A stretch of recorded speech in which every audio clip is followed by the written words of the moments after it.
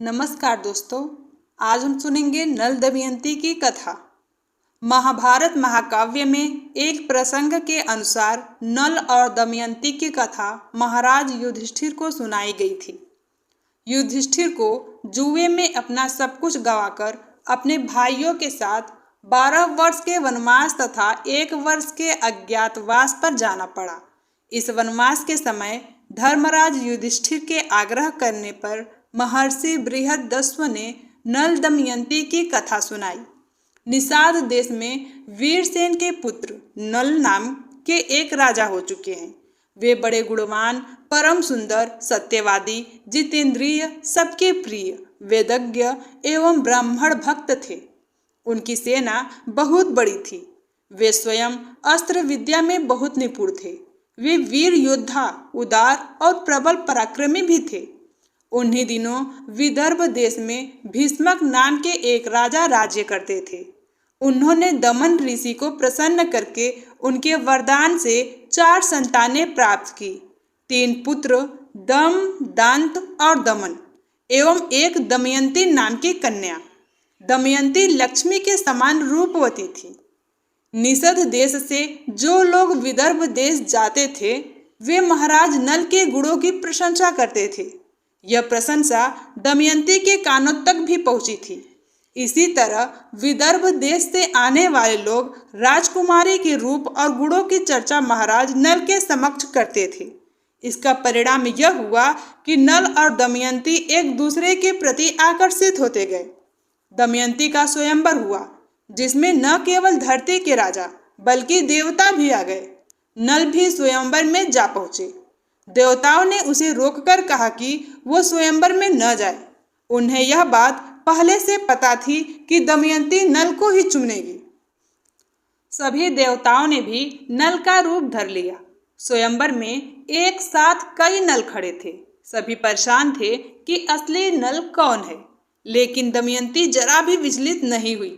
उसने आंखों से ही असली नल को पहचान लिया। सारे देवताओं ने भी उनका अभिवादन किया। इस तरह आंखों में झलकते भाव से ही दमयंती ने असली नल को पहचानकर अपना जीवन साथी चुन लिया। नल दमयंती को देवताओं का आशीर्वाद प्राप्त हुआ। दमयंती निषद नरेश राजा नल की महारानी बनी। दोनों बड़े सुख से समय बिताने लगे। दमयंती पतिव्रताओं में शिरोमणि थी। अभिमान तो उसे कभी छू भी न सकता था। समय अनुसार दमयंती के गर्भ से एक पुत्र और एक कन्या का जन्म हुआ। दोनों बच्चे माता पिता के अनुरूप ही सुंदर रूप और गुण से संपन्न थे। समय सदा एक सा नहीं रहता। दुख सुख का चक्र निरंतर चलता ही रहता है। वैसे तो महाराज नल गुणवान, धर्मात्मा तथा पुण्य श्लोक थे, किंतु उनमें एक दोष था, जुए का व्यसन। नल के एक भाई का नाम पुष्कर था। वह नल से अलग रहता था। उसने उन्हें जुए के लिए आमंत्रित किया। खेल आरंभ हुआ।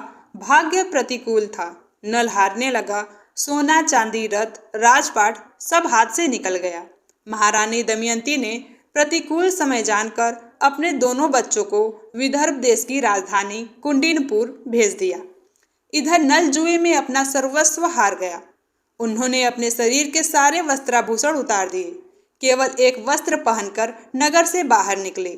दमयंती ने भी मात्र एक साड़ी में पति का अनुसरण किया।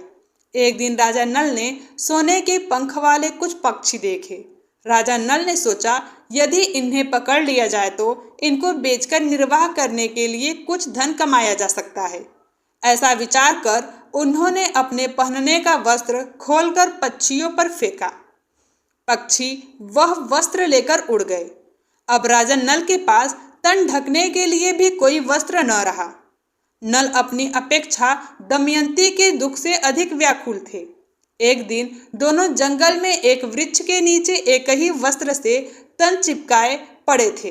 दमयंती को थकावट के कारण नींद आ गई। राजा नल ने सोचा, दमयंती को मेरे कारण बड़ा दुख सहन करना पड़ रहा है। यदि मैं इसे इसी अवस्था में यही छोड़कर चल दूं तो यह किसी तरह अपने पिता के पास पहुंच जाएगी। यह विचार कर उन्होंने तलवार से उसकी आधी साड़ी को काट लिया और उसी से अपना तन ढककर तथा दमयंती को उसी अवस्था में छोड़कर वे चल दिए। जब दमयंती की नींद टूटी तो बेचारी अपने को अकेला पाकर करुण विलाप करने लगी। भूख और प्यास से व्याकुल होकर वह अचानक अजगर के पास चली गई और अजगर ने उसे निगलने लगा। दमयंती की चीख सुनकर एक व्याध ने उसे अजगर का ग्रास होने से बचाया, किंतु व्याध स्वभाव से दुष्ट था। उसने दमयंती के सौंदर्य पर मुग्ध होकर उसे अपनी काम पिपासा का शिकार बनाना चाहा। दमयंती उसे शाप देते हुए बोली, यदि मैंने अपने पति राजा नल को छोड़कर किसी अन्य पुरुष का चिंतन किया हो तो इस पापी व्याध के जीवन का अभी अंत हो जाए।